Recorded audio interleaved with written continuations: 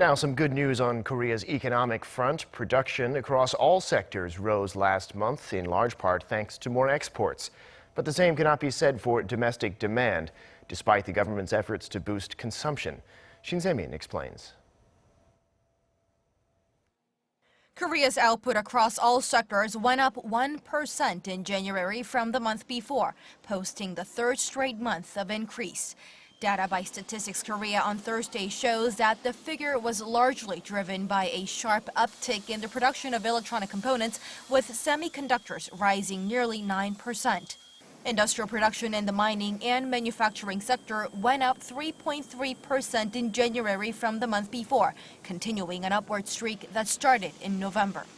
The statistics agency linked the gains to the steady rise in exports, as the country's manufacturing sector takes up a large portion of its outbound shipments.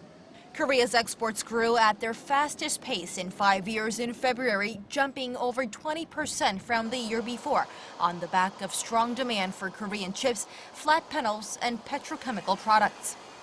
However, with more economies around the world bracing for protectionist trade policies, there are lingering concerns over how long the favorable export figures will last.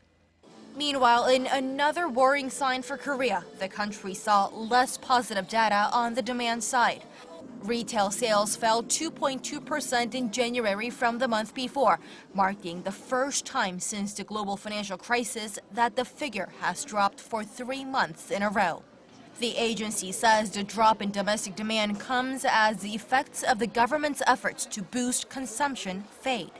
The government's Korea Sale Festa event, which ran from late September to the end of October, helped produce a 5% on-month increase in retail sales in October, but only in that month. Shin Se-min, Arirang News.